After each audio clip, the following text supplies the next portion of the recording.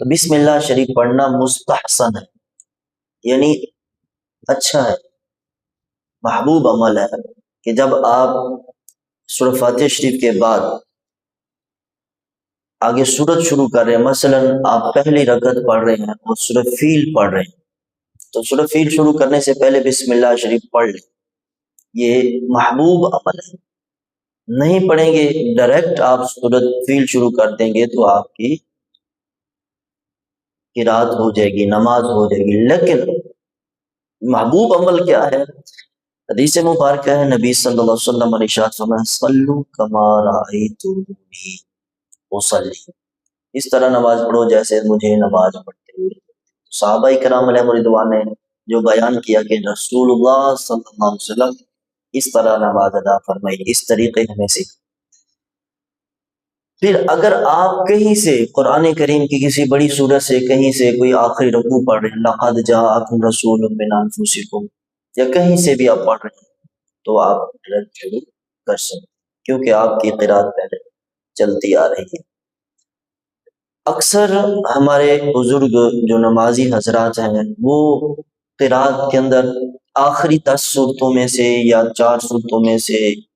کہیں اس کی تلاوت کر لیتے ہیں۔ جب سورج شروع کریں گے، سورت فیل ہے، سورت قریش ہے، معون ہے، سورت کوثر ہے، سورت الکافرون ہے، اسی طرح قل شریف ہے، معوذتین یعنی سورت فلق ہے، سورت الناس ہے، کہیں سے بھی آپ شروع کریں، ادائیگی درست ہونی چاہیے۔ اور تیسرے نمبر پر یہ ہوتا ہے کہ بسا اوقات ایک ہی صورت یاد ہوتی ہے اور بار بار ہر رکعت کے اندر وہی،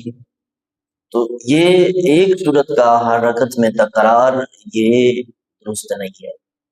اس چیز کا خیال رکھنا۔ بس اوقات سورہ اخلاص ہے تو بس اسی کو ہی پڑھتے رہیں ہر رکعت کے اندر۔ یہ واجب ہے کہ آپ جب ترتیب کو بھی ملحوظ رکھیں، نماز شروع کرتے ہیں سورہ اخلاص پڑھ لی پہلی رکعت کے اندر، مثلا فجر کے ہی آپ نے 2 سنتیں ادا فرمائی یا فرض اکیلے پڑھ رہے خود، تو آپ نے پہلی رکعت میں سورۃ اخلاص پڑھ لی، قل هو اللہ احد۔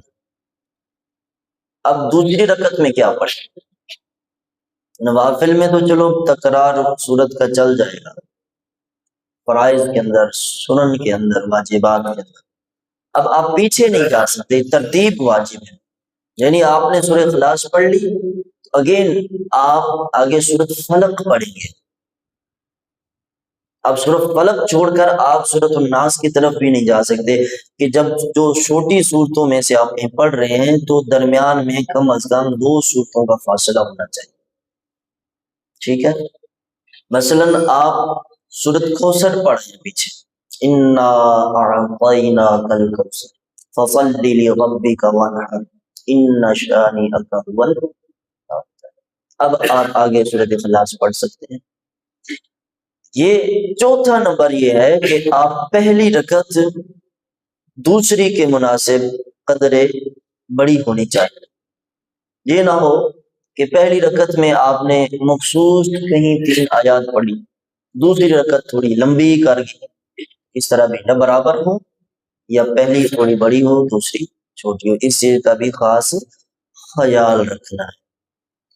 کیونکہ مختلف ہم صورتیں پڑھتے ہیں، اکثر سورہ اخلاص ہے، سورۃ العصر ہے، سورۃ کوثر ہے یا سورۃ فیل، کوئی بھی، تو اس کے لیے بھی یہی ہے کہ ہم اس کی پریکٹس کریں 1 بائی 1، ایک ایک صورت کی اچھے طریقے سے، جیسے ہم سورہ فاتحہ شریف پڑھی اسی طرح ان صورتوں کو بھی ہم اپنا